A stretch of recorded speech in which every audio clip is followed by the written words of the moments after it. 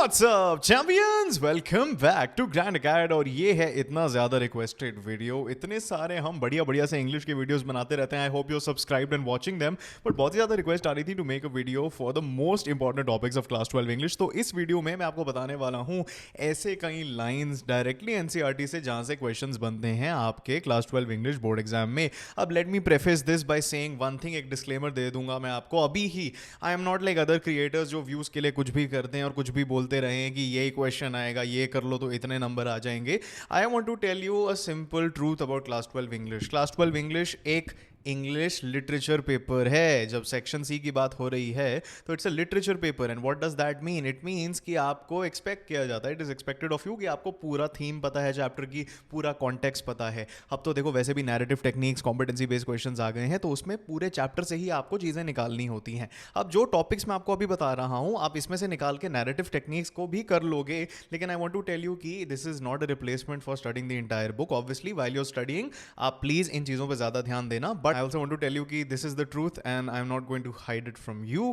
Please do not fall into the trap of अच्छा मैं कुछ भी कर सकता हूँ. So with that out of the way, let's kick off this video and get into the most important topics of class 12 English. Alright, let's kick this video off with Flamingo का chapter 1, which is the last lesson. अब इसमें irony दिखती है, पहला chapter ही last lesson titled है, लेकिन इसमें मेरे हिसाब से सबसे ज़्यादा important topics क्या हैं, सबसे ज़्यादा important क्या चीज़ें हैं। एक तो जो ये चीज़ है about the town hall, it is extremely important. आपको पता होना चाहिए town hall की significance क्या थी, town hall होता क्या है और उस bulletin board पे क्या लिखा हुआ था। ये blacksmith वॉक्टर के साथ जो हमारे फ्रेंड्स की एक कॉन्वर्सेशन होती है हरी करने के लिए, तो उसमें क्या दिखाया जा रहा है कि वो हरी इतना क्यों कर रहा है। Is this sarcasm? What does this say about the whole situation around France? ये भी इंपॉर्टेंट है। अब बहुत ही ज़्यादा रिपीटेड क्वेश्चन है, आप PYQs में से देख सकते हो कि व्हाट वाज पेक्यूलियर या फिर different about the school that day of the last lesson की बात हो रही है यहाँ पे कि स्कूल पहले कैसा होता था ऑन यूजुअल डेज, और इस दिन फ्रांस जब स्कूल जाता है वो क्या चीज़ें नोटिस करता है। इससे आपका 2 मार्कर बनता है। One more thing, I want you to be very attentive. What a thunder clap these words were to me. ये लाइन बहुत ही ज़्यादा इंपॉर्टेंट है, इससे डायरेक्ट एक क्वेश्चन बन सकता है, एक्सप्लेन व्हाट दिस मीन्स। तो उसमें आपको बताना पड़ेगा। थंडर क्लैप का मैं इधर मतलब बता सकता हूँ आपको। थंडर क्लैप का मतलब होता है shock. Why was this shocking to France? ये आपके एग्जाम में आपको दिख सकता है। Another 2 marker that can be asked from this chapter is this one. एक बात है कि अगर बच्चे अटेंशन पे नहीं करे, फॉर एग्जाम्पल आप लोग अगर इस लेक्चर में अटेंशन पे नहीं कर रहे तो आपकी थोड़ी सी तो फॉल्ट है, लेकिन यहाँ पे एम हैमल का मानना है कि जो पेरेंट्स हैं, जो टीचर्स हैं, उनका भी यहाँ पे एक रोल है कि ये बच्चे क्यों नहीं अटेंशन पे करते। सो जो रीजनिंग है एम हैमल की वो भी पूछी जा सकती है। Apart from this I had never listen to carefully, तो यहाँ पे फ्रांस का क्या रिएक्शन था to the last lesson. Usually वो बिल्कुल भी इंटरेस्टेड नहीं होता था इन चीज़ों में, तो एकदम उसके अंदर क्या चीज़ें जाग गई, what were the changes that we notice as readers in France. And finally जो फ्रांस को लेके एम हैमल एंड में लिखते हैं वी वे ला फ्रांस, इसका मीनिंग पता होना चाहिए, इसका कॉन्टेक्स्ट पता होना चाहिए। और इन्होंने जेस्टर क्यों किया, ठीक है, इन्होंने सीधा ये क्यों नहीं बोला क्लास डिसमिस्ड है, ये भी आपको पता होनी चाहिए। That is because he was choking, he did not have any words, he was extremely emotional. Right, let's move on to लॉ स्प्रिंग बाय अनीस जंग। अब इसमें एक चीज़ जो आ सकती है, जब हमारी ऑथर अनीस जंग बोलती हैं हमारे साहेब जी को कि आप स्कूल चले जाइए, तो उसमें हमें क्या दिखने को मिलता है। What is the irony in that situation, what is the insensitivity in that situation, यहाँ पे आपको वो मिल जाएगा। अपार्ट फ्रॉम दिस जो चप्पल की बात होती है और जो उडुपी के मैन की स्टोरी है about the whole temple, this can also be asked in 2 mark questions, तो आपको इस पर ज़्यादा ध्यान देना है। Sometimes I find a rupee, even a 10 rupee note, Saheb says his eyes lighting up. Why do his eyes light up at this simple fact? उसके लिए गोल्ड का क्या मतलब है? How does gold differ in terms of interpretation when we are comparing the interpretations of people like Saheb और their parents? तो इसमें gold का जो मतलब है, ये इसके ऊपर भी आपको एक सवाल देखने को मिल सकता है, और कॉम्पिटेंसी क्वेश्चंस में भी इसका एलिमेंट आप डाल सकते हो। Apart from this, why not organise yourselves into a cooperative, ये सेकंड पार्ट वाली बात है, the second part of the लॉ स्प्रिंग। इधर से क्वेश्चंस बनते हैं कि कोऑपरेटिव में कर भी लेंगे तो क्या होगा, how the system is against these people, इससे भी क्वेश्चन बनता है। And apart from that there is nothing much that you should particularly focus on. इसलिए मैंने आपको पहले ही बता दिया है कि इन चीज़ों पर ज़्यादा फोकस करने का मतलब ये नहीं है कि आप और कुछ पढ़ के मत जाओ। डीप वाटर बेटा एक ऐसा चैप्टर है जो कॉम्पिटेंसी नैरेटिव क्वेश्चंस में तो मुझे लगता है इस बार आएगा। दूसरी बात, ये चैप्टर आप तभी समझ पाओगे, जो मैंने यहाँ पे आपको इंपॉर्टेंट टॉपिक्स भी बताए हैं, in order for you to understand them, you will only be able to understand them if you understand the entire chapter. Now this can be said for a lot of chapters, but specially for this one, because this is an actual journey of an individual. एक इंसान जो डरता है water से, वो कैसे swimming का अपना फियर निकाल देता है और एकदम एक अच्छा स्विमर बन जाता है. तो even when it comes to these important topics, you would have to pay a lot of attention to the whole story. So it had all happened when I was 10 or 11 years old. I had decided to learn to swim. तो ये जो पूरी कथा दे रखी है, इससे question बन सकता है कि स्विमिंग तो वो लर्न कर रहा था, लेकिन why did it become a negative experience? जो बिग बुली की बात आती है, जब वो पूल में गिर जाता है हमारा विलियम डगलस, उससे भी क्वेश्चन बनता है. यहाँ पे ये जो सवाल है, the sheer stark terror seized me, इससे एक्सट्रैक्ट बेस्ड क्वेश्चन मुझे लग रहा है बन सकता है. And apart from that also, this is something that is very important for short question. Then all effort ceased, I relaxed. Again extract based question यहाँ से बन सकता है, शॉर्ट क्वेश्चन भी बन सकता है. Tender arms like mothers, now I must go to sleep. अब इसमें स्लीप का क्या मतलब है वो आपसे पूछ सकते हैं. Why is William Douglas giving up, what is William Douglas feeling. तो जब आपसे कोई ऐसा सवाल पूछा जाता है, आपको एनसीईआरटी की भाषा में ऐसा लिखना पड़ेगा. For days a haunting fear was in my heart, the slightest exertion upset me. So what was the effect, या फिर what were the effects of this experience on William Douglas, उसका आंसर आपको यहाँ पे मिल जाएगा. Apart from this, how did William Douglas overcome his fear, ये बहुत ही ज़्यादा कॉमन क्वेश्चन है, उसके सारे डिटेल्स इधर हैं. या फिर वो आपको एक लाइन दे देंगे, 10 piece by piece he built a swimmer, elaborate. तो इलैबोरेट जब आप करोगे, आपको यहाँ के पॉइंट्स लिखने पड़ेंगे. अपार्ट फ्रॉम दैट आप देख सकते हो, mister terror what do you think you can do to me. This is something that they can ask you. उसका मतलब यही होगा, how did he overcome his terror. All we have to fear is fear itself. इसको लिख के भी एक narrative technique of quotation का सवाल बन सकता है, या फिर कॉम्पिटेंसी क्वेश्चन बन सकता है, पैरेलल क्वेश्चन बन सकता है. All right, now let's go on to the rat trap by Selma Lagerlof. He had naturally been thinking of his rat traps when he was struck by the idea that the whole world about him. तो यहाँ पे उसकी philosophy detailed है कि भाई ये rat trap peddler जो था, वैगाबॉन्ड जो था, इसकी वर्ल्ड फिलोसफी क्या थी कि पूरी दुनिया रैट ट्रैप है. ये आपको पूछा जा सकता है, तो वो ऊपर आपको मिल जाएगा. Apart from that, he walk the world, he had himself been fooled by a bait and had been caught. So how did the rat trap get caught in his own philosophy कि दुनिया rat trap है और वो खुद rat trap में कैसे फंस जाता है. This is the second part of his philosophy and this is very important for short questions. Apart from that, Rams जो आयरन वर्क्स क्या था, ये आपसे पूछा जा सकता है, उसका यहाँ पे आपको मिल जाएगा detail. And apart from that, what I have highlighted is why the devil did I take that fellow's money. So why was our dear peddler regretting taking that fellow's money, जिसके उसने 30 क्रोनर्स चुराए थे. उसका context पता होना चाहिए, और इसकी जो रिग्रेट है वो क्यों पैदा हो रही है, ये आपको इधर मिल जाएगा. एंड रैट ट्रैप एक ऐसा चैप्टर है, बड़ा लंबा है, मच लाइक द एनिमी. ये दो चैप्टर्स बहुत ही ज़्यादा लंबे हैं, इनको आपको पूरा तरीके से मास्टर कर लेना चाहिए. Now I am going to tell you mister iron master how things are, the whole world is nothing. तो वो ये फिलोसफी वाली बात हो गई. तो इनकी कॉन्वर्सेशन पे आप थोड़ा ज़्यादा ध्यान दे देना. हो सकता है कि आपको किसी क्वेश्चन में इसके पॉइंट्स ऐड करने हो. The iron master mumbled something in his beard, he could not bring himself to oppose her. Now this is very important कि जो एडला विल्मनसन है और जो उसके फादर हैं, उनके बीच में जो यहाँ पे कॉन्वर्सेशन हो रही है, and how our dear Edla Wilmanson and her father are having a certain conversation which is making it very difficult for the father to compromise. तो उन दोनों का डायनामिक यहाँ पे दिखता है. How the peddler ends up staying over, उसको नए कपड़े मिलते हैं, ये सारी डिटेल्स आपको पता होना चाहिए, इनसे तो क्वेश्चन बनेगा ही. The man with the rat traps did not do anything to answer this. He stared at the young girl in boundless amazement. So what is the rat trap peddler feeling when he is being treated like this? कैसे धीरे धीरे जो उसका world view है वो उसके सामने टूटा जा रहा है, and he is becoming a more sensible या फिर दुनियादारी type individual.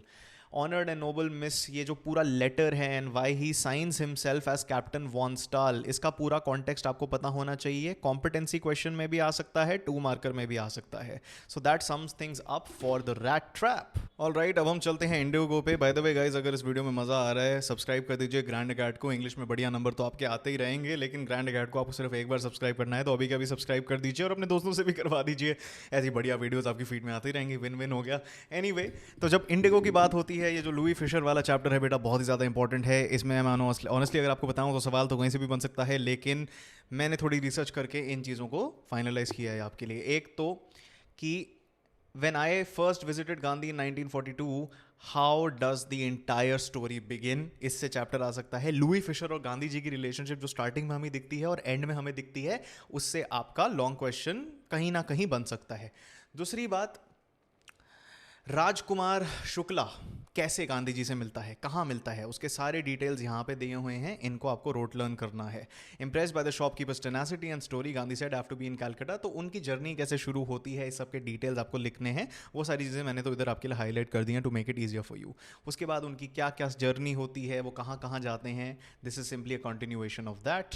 And how he meets Kripalani, that is also important. Apart from that the most important aspect of this chapter begins कि जब वो चंपारण में आते हैं उनकी क्या क्या वहाँ पे एक्सपीरियंसेस होते हैं। whom does he meet? For example, he meets Rajendra Prasad. Apart from that, he meets lots of lawyers. वहाँ पे उनकी इंडिगो शेयर क्रॉपिंग अग्रीमेंट की बात होती है, वो कोर्ट जाते हैं, वो वहाँ पे पेजेंट्स के लिए आर्ग्यू करते हैं। ये सारी चीज़ें हैं इंडिगो में, बहुत लंबी लंबी हैं, लेकिन इन टॉपिक से ही क्वेश्चन बनने की संभावना रहती है। तो एक तो ये हो गया, what about the injustice to the sharecroppers, Gandhi demanded, the lawyers withdrew to consult, Rajendra Prasad has recorded the upshot of their consultations. एक और चीज़ है, जब गांधी जी लॉयर्स को डांटते हैं कि तुम इन पेजेंट से इतनी ज़्यादा फीस क्यों चार्ज कर रहे हो, उस पर भी आप ध्यान दे लीजिएगा। द ऑफिशियल इंक्वायरी, तो 50% 25% वाली जो डिबेट होती है और बाद में जाके क्या फाइनलाइज होता है, ये सब इंपॉर्टेंट है। इनफैक्ट आई वुड से कि इससे इस साल क्वेश्चन बनने की संभावना काफ़ी है। अब मैं कोई पेपर प्रेडिक्टर तो नहीं हूँ, तो please take that with a grain of salt, but looking at the questions and looking at the previous year papers,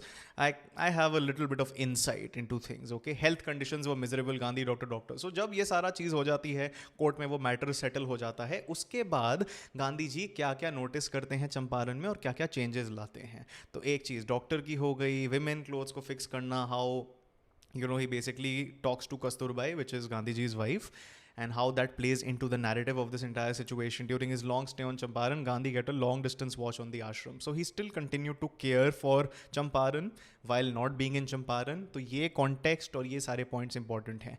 एक आपको ये भी लाइन दे के क्वेश्चन पूछा जा सकता है, the Champaran episode was a turning point in Gandhi's life, why is that? तो उसमें आपको इसके पूरे मिक्सचर ऑफ पॉइंट्स लिखने पड़ेंगे। Self reliance, Indian independence and help to sharecroppers were all bound together, why is this? This can be something that you can incorporate in your competency slash parallel slash narrative technique questions. अब इसमें देखो narrative techniques तो क्या ही है, this entire chapter is worded as if it is an interview, as if it is something that Louis Fisher is extracting from Gandhiji. So this is conversational. So we have to look at this entire chapter from the narrative of a conversation. तो इसे याद रखना. All right, इतना ज़्यादा hated chapter मैं लेके आ गया हूँ आप लोगों के लिए, Poets and Pancakes, guys. मुझे खुद इतना पसंद नहीं है ये चैप्टर, बट प्लीज़ इसमें कोई मॉरल वॉरल मत ढूंढो। The reality is this chapter has no morality to teach you, this is simply about tracing the history of communism and theatre.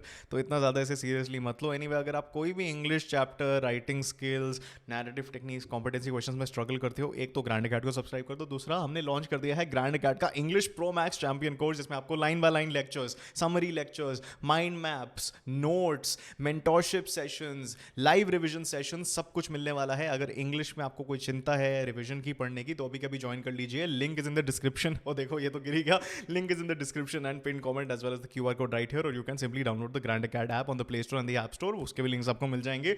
Okay, तो पैनकेक है क्या, ये तो आई होप आपको पता है। It is the brand name of the makeup material that they used eight Gemini studios. Gemini studios का पूरा मेकअप क्या है, पन इंटेंडेड, कि जेमिनी स्टूडियोज के अंदर अंदर कौन से रूम्स हैं। जेमिनी स्टूडियोज की डाइवर्सिटी से इस बार क्वेश्चन आ सकता है कि पहले कोई धरवर कन्नडिगा था, फिर आंध्रा था, मद्रास इंडियन क्रिश्चियन था। ये सारी चीजें आपको आनी चाहिए। You will always find the anger directed towards a single person. Who was that single person? The number 2 at the Gemini studios, Kothamangalam Subbu. What people thought of him at Gemini studios. ये जो कोठामंगलम सुब्बू हमारे जी हैं, इससे भी क्वेश्चन बन सकता है। Apart from that, this Gemini Studios was the favorite haunt of poets like SDS, Yogi R, Sangu Subramaniam. ये पूरा आपको रटना है। Then the history और the context of the moral rearmament army, ये कौन थे, ये मद्रास कब आए थे और क्यों आए थे, ये आपको होना चाहिए knowledge about. The great prose writers, yes, prose क्या होता है बेटा जो हम पढ़ रहे हैं अभी, लाइक लिटरेचर मान लो। The second aspect of literature apart from written prose is poetry. पता है Gemini Studios were heavily poetry biased, theater biased. तो यहाँ पे प्रोज राइटिंग को क्यों क्रिटिसाइज किया जा रहा है, ये सारी चीज़ें आपको पता होनी चाहिए। When I was out of Gemini Studios and I had time but not much money, तो ये जो पूरा फियास्को होता है, वेरी डिस्कवर्स कि स्टीफन स्पेंडर कौन था, द गॉड दैट फेल्ड क्या था, तो इसमें कम्युनिज्म का पूरा आउटले क्या है, ये सारी चीज़ें आपको पता होनी चाहिए। अगर आपको पोएट्स एंड पैनकेक्स समझ नहीं आया, by the way you can just watch our animated video. आप यूट्यूब पे जाके सर्च कर लो animated video poets and pancakes Grand Acad, काफ़ी अच्छी एक्सप्लेनेशन है। और यहाँ पे स्टीफन स्पेंडर का पूरा context, this is in relation to obviously the God that failed. तो इन दोनों चीज़ों में क्या रिलेशन है, अगर आपने चैप्टर पढ़ा आपको पता होगा, ये भी आपको पता होना चाहिए फॉर योर बोर्ड एग्जाम। अब देखिए दी इंटरव्यू की बात करें तो सबसे पहले इंटरव्यू कब इन्वेंट हुई थी, तो 130 ईयर्स है, ठीक है। जनरल व्यू क्या है सेलिब्रिटीज का, वो इधर लिखा हुआ है। अनवारंटेड इंट्रूजन आपको अपने आंसर्स में यूज करनी है, और ये लाइन देख के भी आपसे पूछा जा सकता है। अपार्ट फ्रॉम दिस, इसमें क्वेश्चंस कहाँ से बन सकते हैं, everything and every person that is mentioned here, उनके क्या ओपिनियंस हैं, उनकी क्या कॉन्ट्रडिक्शंस हैं when it comes to interviews, उनसे क्वेश्चंस बनेंगे। वी.एस. नायपॉल का कॉन्टेक्स्ट, लुई कैरल का कॉन्टेक्स्ट ले लो, और किसका ले लो, रूडयार्ड किपलिंग का ले लो, मार्क ट्वेन का ले लो, स्टालिन, बेलो, ये सारे जो बहुत फेमस पर्सनैलिटीज हैं इनके ऊपर क्वेश्चन बनता है। डेनिस ब्रायन, ठीक है, ये भी is basically like a summarization of every single thing we talked about. Part 2 में से थोड़े ज्यादा स्पेसिफिक क्वेश्चन बनते हैं। तो फर्स्टली उम्बेर्तो एको कैसे एक मल्टी पोटेंशियलाइट आदमी थे। मल्टी पोटेंशियलाइट आदमी का क्या मतलब है कि उनके अंदर बहुत सारे टैलेंट्स थे। He was like a Renaissance man, okay. जिनको भी हिस्ट्री में इंटरेस्ट है उन्हें पता होगा कि रेनेसॉ मैन कौन होता है, ठीक है। तो यहाँ पे आपको वो दिख जाएगा। Then the most important aspect of this chapter is something that we call interstices, ठीक है। तो इंटरस्टाइसिस का पूरा यहाँ पे एक्सप्लेनेशन दे रखी है, इससे चैप्टर बन सकता है। दूसरी बात यहाँ पे आप देख सकते हो, ही रिकग्नाइज्ड एंड वेंट ऑन कि how did he discover that he had a literary talent, how was his academic research different from normal academic research. जैसे नॉर्मल एकेडमिक रिसर्च बहुत ही ज़्यादा फॉर्मल सी होती है, इनकी स्टोरी बेस्ड रिसर्च होती थी। So that's what made him special and his research special, उससे भी आ सकता है। I consider my self a university professor who rights novels on Sundays, what does this mean, इससे सवाल बन सकता है। Apart from that the story of his success, कि उसके पब्लिशर ने उसे क्या कहा था, why it worked eight that time is a mystery. आपसे पूछा जा सकता है did he anticipate that success.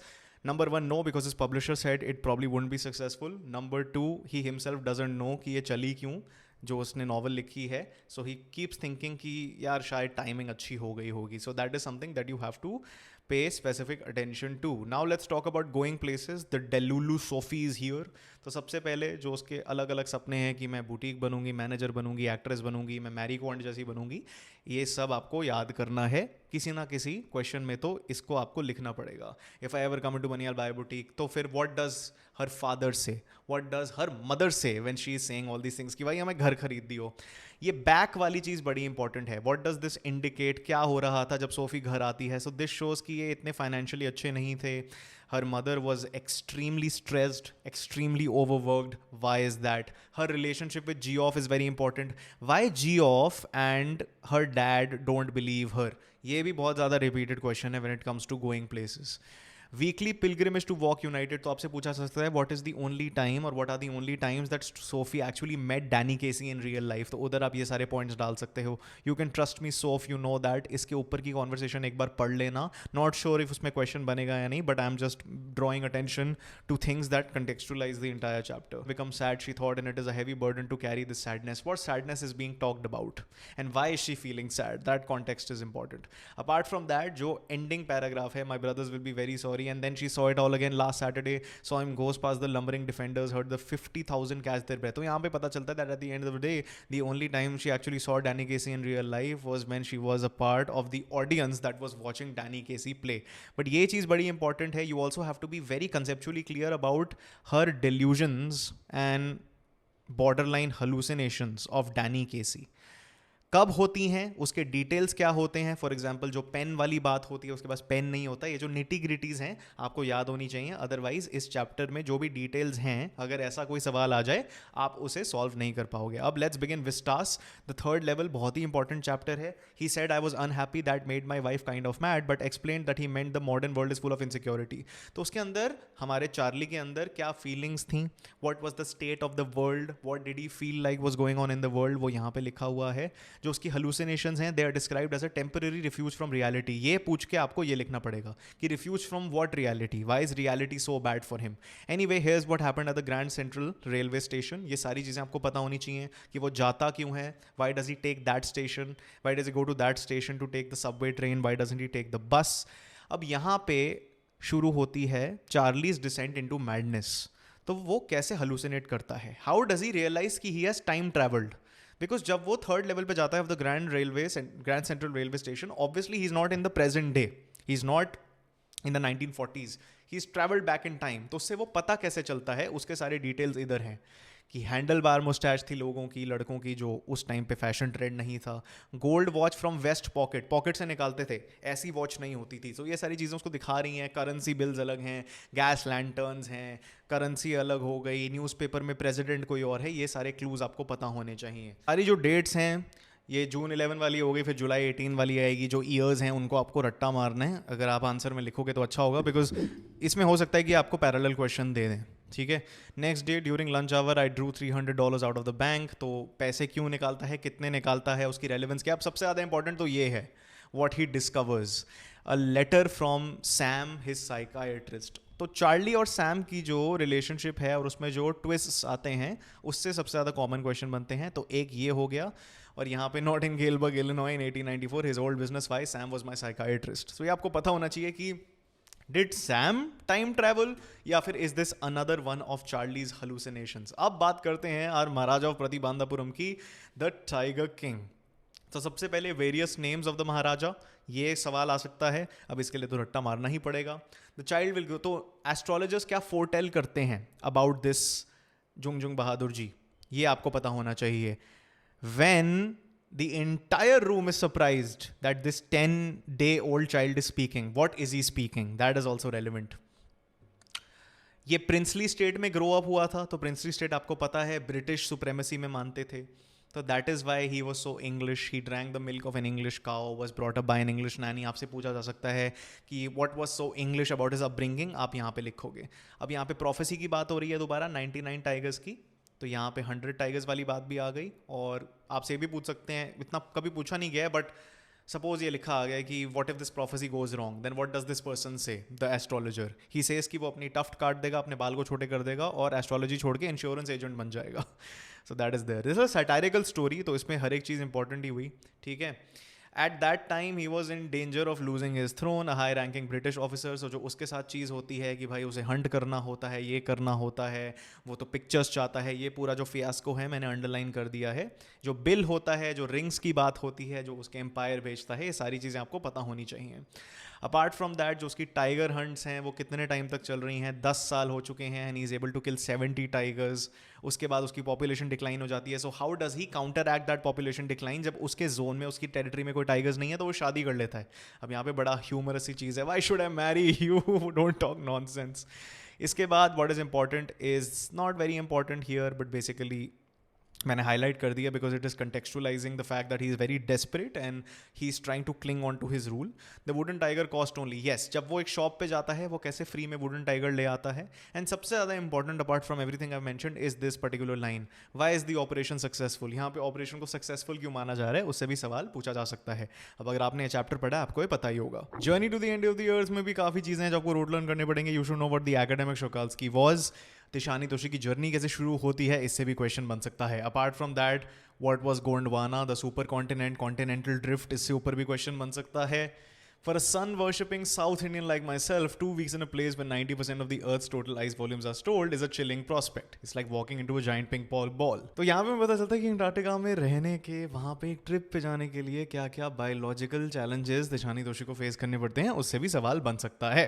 Apart from this, human impact, human civilisation, climate change, ये पूरा सेक्शन काफ़ी इंपॉर्टेंट है for 2 markers. Why the programme has been successful, ये भी आपको आना चाहिए। Apart from that, this particular section, इसको पूरा पूरा देख लेना बेटा, इससे सवाल बनेगा। और अगर नहीं भी बनता, अगर आप इस चैप्टर के क्वेश्चंस में ये डिटेल्स मेंशन कर देते हो तो आपको नंबर ज़्यादा मिलेंगे, बिकॉज मार्किंग स्कीम अगर आप चेक करोगे तो उसमें डिटेल्स मेंशन्ड होते हैं।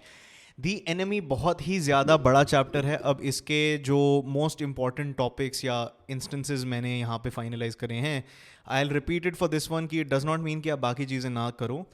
This is simply highlighting the most probable areas where questions can be generated. So the enemy by Pearl S Buck, Sadao और उसके फादर की हिस्ट्री, why Sadao was studying in the US, what his father thought about it, ये सारी चीज़ें important हैं। And why Sadao was being kept in Japan, ठीक है, this is important because the general needed some sort of an operation which would have been aided by the fact that Sadao was working on a discovery which would have rendered wounds clean.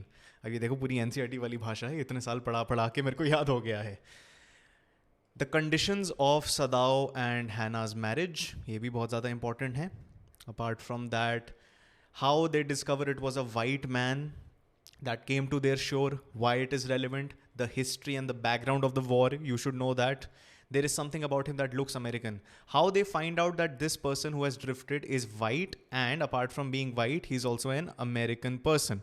How do they find that out? उसके सारे details इधर हैं.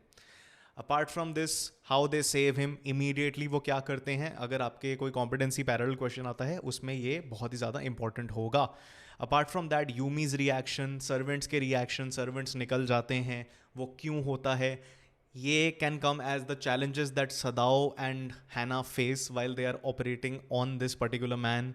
The name of the man you should know. ठीक है, surgery के details not that important, but आपको आराम से पढ़ लेने चाहिए. ये भी आप प्लीज़ 3 से 4 बार पढ़ लेना on page 34. Apart from that, moral dilemma के ऊपर पैरेलल क्वेश्चन और कॉम्पिटेंसी क्वेश्चन बन सकता है. They can related to any other chapter. Moral dilemma is being used by Pearl S Buck narrative technique to highlight the complexities of nationalism and duty and profession. Apart from that, this right here, ठीक है, the conditions of Tom leaving the apartment और house of doctor Sadao होकी बहुत ज़्यादा important है. कि कैसे general और सदाओ होकी के बीच में एक अरेंजमेंट सी बनती है, कैसे जनरल उसके बारे में भूल जाता है, और कैसे 3-4 दिन सदाओ स्लीपलेस सा रहता है और उसके बाद खुद ही takes matters into his own hands, और वो कैसे टॉम को भगा देता है अपने घर से, जो इंटरनल उनकी कंस्पिरेसी चल रही होती है. अपार्ट फ्रॉम दैट, उसने एक और चीज़ बताई थी. If your food runs out before you catch a boat, signal me 2 flashes at the same instant. So this shows how much Sadao cares for this man despite them being on opposite sides of the war, despite Tom being a prisoner of war. And apart from that, ये details आपसे पूछे जा सकते हैं, which are going to be asked in the form of what did Sadao Hoki do in order to ensure कि ये जो Tom जी हैं ये सेफली अपने डेस्टिनेशन पहुंच जाएं. तो ऐसे सवाल में आपको ये चीज़ें लिखनी पड़ेंगी.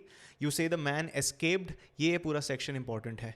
Did I not promise you I would kill him for you, what is the context of this, we already discussed. And then यहाँ पे this is basically an encapsulation, मतलब आप कह सकते हो summarization of the dilemma faced by Sadao Hoki. तो अगर कोई नैरेटिव टेक्निक्स पे सवाल आता है, कोई कॉम्पिटेंसी क्वेश्चन आता है, पैरेलल क्वेश्चन आता है जिसमें 2 चीज़ों को रिलेट कर दिया जाता है. फॉर एग्जांपल, लास्ट लेसन में भी वॉर की बात हो रही है, दी एनिमी में भी वॉर की बात हो रही है, इम्पोजिशन की बात हो रही है. तो इन दोनों के बीच में they can ask competency question where you will have to discuss the dilemma faced by doctor Sadao होकी, और उसके सारे डिटेल्स आपको इधर ही मिल जाएंगे. Apart from that, on the face of it guys, कई सर्टन डायलॉग्स हैं जो आपको रोट लर्न कर लेने चाहिए. सबसे पहली बात, मिस्टर लैम अपने गार्डन को ओपन क्यों रखते थे, उनकी ये फिलॉसफी क्या थी. ठीक है, what was this about? What is the context of the crab apples, and why does Mr. Lamb maintain a garden like this? His philosophy on weeds. कि बाकी लोग तो उसे ऐसे काट के फेंक देते हैं. What does he think about weeds? Apart from this, what connects Mr. Lamb with Derry? Derry has a burned face. Mr. Lamb has a tin leg. They both have physical deformities. Derry's intricate feelings कि वो अपने बारे में क्या सोचता था, वो इतना इनसिक्योर क्या था, उसके इंस्टेंसेस मैंने हाईलाइट कर दिए हैं. उसके बेसिस पे भी सवाल आ सकता है. जैसे यहाँ पे डेरी कह रहा है, it won't make my face change, do you know a woman looked at me and said look at that, that's a terrible thing, that's a face only a mother could love.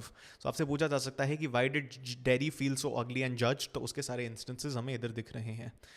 ये बड़ा important है. जो advice होती है Mr Lam की dairy से कि भाई तू अपने आप को हाइड क्यों रखता है, और फिर वो स्टोरी बताता है कि एक ऐसा इंसान था जो बस अपने आप को एक रूम में लॉक्ड रहता था, तो उसके साथ क्या हुआ उससे भी बन सकता है. Why mister Lamb is not fond of curtains, this is something that has a deeper meaning within the story. This can come in 2 markers. Good excuse not to come back, and you've got a burned up face and that's other excuse you're like the others. तो इनके बीच में जो बीच में rift हो जाती है, ये भी आपको पढ़ लेनी चाहिए. And apart from that, why does Mr. Lamb say I'll come back? They all say, they never do though, not them, they never do come back. So this shows that both of them were feeling lonely, but Mr. Lamb was expressing his loneliness by hiding it. Apart from that, why does the mother of Derry not want him to go back to Mr. Lamb? तो उसका यहाँ पे answer है. And apart from that, what happens towards the end, which is not likely to come as a separate question, but it will be very nice if you incorporate everything that I've told you here, shall you get a narrative technique question? Because the narrative choice of the end being so emotional actually signifies what this On the Face of It by Susan Hill is about.